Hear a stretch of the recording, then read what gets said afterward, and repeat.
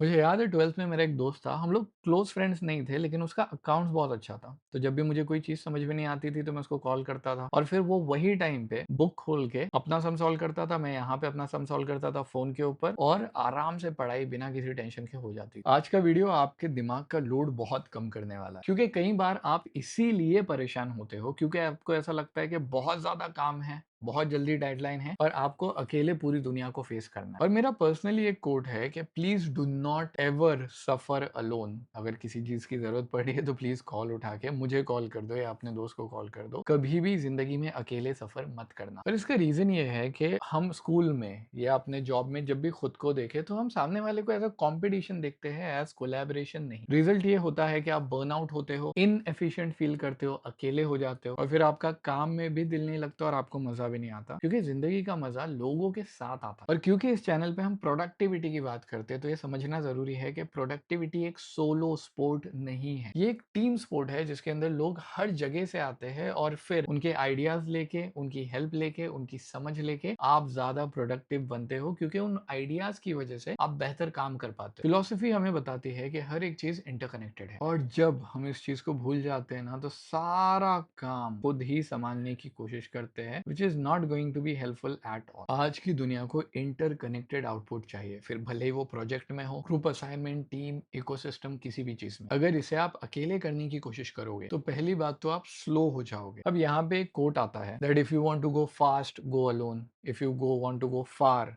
Go together. But आज की दुनिया में जितना आप एक दूसरे की मदद करके ऊपर बढ़ सकते हो, एक दूसरे के साथ में स्टडी करके जितना ज्यादा अचीव कर सकते हो, उतना शायद अकेले ना कर पाओ और ये आपको फ्लो से भी हटा देता है। तो प्रोडक्टिविटी के लिए एक चीज समझ लो कि प्रोडक्टिविटी दूसरे लोगों के साथ में ही आती है क्योंकि जो काम आपके लिए जरूरी नहीं है लेकिन कोई उसे सीख सकता है, आप उसको डेलीगेट कर सकते हो। कई चीजों के अंदर आपको कोलैबोरेशन की जरूरत पड़ेगी, कई बार आप ऐसे लोग ढूंढोगे जो आपके जैसी एनर्जी रखते हैं और आपके साथ ऐसे भी तो लोग होंगे जो आपको सिखाएंगे। अब आपका काम है इन लोगों को अपनी जिंदगी में फाइंड आउट करना ताकि आप अकेला फील ना करो। ऐसे लोगों का नाम लिखो या ऐसे लोगों के बारे में सोचो जिनके इस काम पे आप डिपेंड करते हो। ऐसे लोगों का नाम लिखो जिनके साथ में आप काम कर सकते हो, ये आपके कलीग्स हो सकते हैं, स्टडी पार्टनर हो सकता है। ऐसे लोगों का नाम लिखो जिनके साथ में काम करके आपको सीखना चाहोगे, पैसे के लिए नहीं, सिर्फ सीखना चाहोगे। और ऐसे लोगों का नाम लिखो जिनको आप अपना काम दे सकते हो या तो अपना काम सिखा सकते हो। स्टडीज ये बताती है कि जब हम कोई चीज समझाते हैं किसी को तो वो चीज हमें और बेहतर तरीके से याद हो जाती है। सो अक्सर तो मैंने देखा है कि जो भी इंसान ट्यूशन लेता है बच्चों की, फॉर एग्जाम्पल वो 10th स्टैंडर्ड में है लेकिन वो 9th या 8th की ट्यूशन ले रहा है, उनका सब्जेक्ट अपने आप बहुत ज्यादा क्लियर हो जाता है। तो ये आप अपने जॉब में भी तो कर सकते हो और यहाँ पे आप शिफ्ट होते हो कि मुझे इनसे जीतना नहीं है, मुझे इनके साथ में बिल्ड करना। अब एक बहुत ज्यादा इंपॉर्टेंट चीज आती है जिसका नाम है टाइम। ये वीडियो अगर आपको अभी तक अच्छा लग रहा है तो एक छोटी सी एडवाइस है कि दिन का कोई भी टाइम डिसाइड कर लो और उसको फिक्स कर लो ये वीडियोस देखने के लिए, क्योंकि ये वीडियोस हर एक दिन आते रहेंगे। और जो भी लोग ये वीडियोस को रोज देख रहे हैं, क्योंकि एल्गोरिदम आपको हमेशा नहीं बताने वाला, जब जिंदगी में टेंशन आएगा तो आपको शायद करेक्ट वीडियो ना मिले और आपको कमेंट्स में भी किसी ना किसी का प्रेजेंट लिखा हुआ जरूर मिलेगा। तो आप अकेले नहीं है, सोचिए कि ये क्लास है और आके अपनी प्रेजेंटी मार्क कीजिए। What will do is over time आपका माइंडसेट इंप्रूव होगा, आपको कनेक्शन फील होगा, आपको एक कम्युनिटी का हिस्सा बनने मिलेगा जो आजकल की दुनिया में बहुत कम है। आपको शेड्यूल अपना ऐसा बनाना है कि जिसमें आप भी बर्नआउट ना हो और आप दूसरे लोगों के साथ में कोलैबोरेट करके अपना काम अच्छे से भी कर पाओ। और जब आप